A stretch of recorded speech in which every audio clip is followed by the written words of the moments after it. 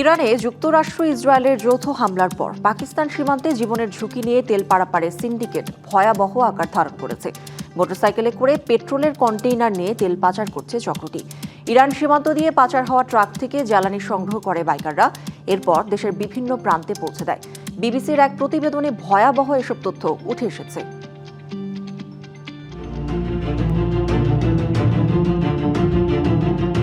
Iran থেকে পাকিস্তানে তেল পাচারের ভয়াবহ সিন্ডিকেট কয়েক দশক ধরে চলছে। তবে সম্প্রতি ইরান ও ইসরায়েল মার্কিন উত্তেজনা আর যুদ্ধের প্রভাবে যা আরও বেড়েছে। হরমুজ প্রণালী এবং তেলের সরবরাহ ব্যাহত হওয়ায় জ্বালানির দাম বেড়েছে। এর প্রভাবে ইরান থেকে পাচার হওয়া পেট্রোল ও ডিজেলের চাহিদা পাকিস্তানে বেড়েছে। বেলুচিস্তানের হাজার হাজার চোরাকারবারি, খোলা আকাশের নিচে বসা বাজার এবং অনুমোদনহীন পেট্রোল স্টেশনগুলোতে জ্বালানি সরবরাহ করেন। প্রচণ্ড তাপপ্রবাহের মধ্যে পৃথিবীর অন্যতম উত্তপ্ত অঞ্চলের মধ্য দিয়ে ৩৫০ কিলোমিটার পথ পাড়ি দিয়ে সিন্ধু প্রদেশে জ্বালানি পৌঁছে দেয় চোরাকারবারিরা।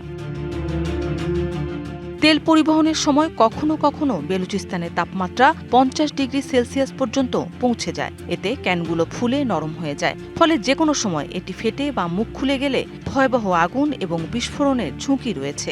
অনেক পাচারকারী এভাবে প্রাণ হারিয়েছেন। অন্য কোনো বিকল্প নেই বলেই আমরা এটা করছি। প্রচণ্ড গরম আর তেলের দামও বেশি। তেল পরিবহনের জন্য আমাদের দিনরাত সড়কেই পার হয়ে যায়।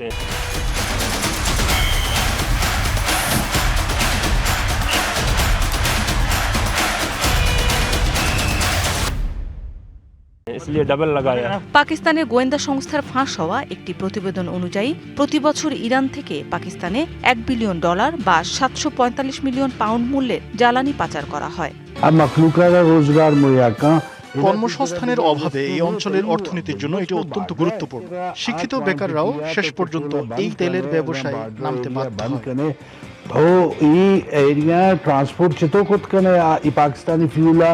সীমান্তে তেল পাচারের জন্য অপরাধী চক্রকে দায়ী করছে ইরান। তবে বিশ্লেষকদের ধারণা, পাচারের হোতারা ইরানি বিপ্লবী গার্ড কর্পস IRGCর সঙ্গে যুক্ত।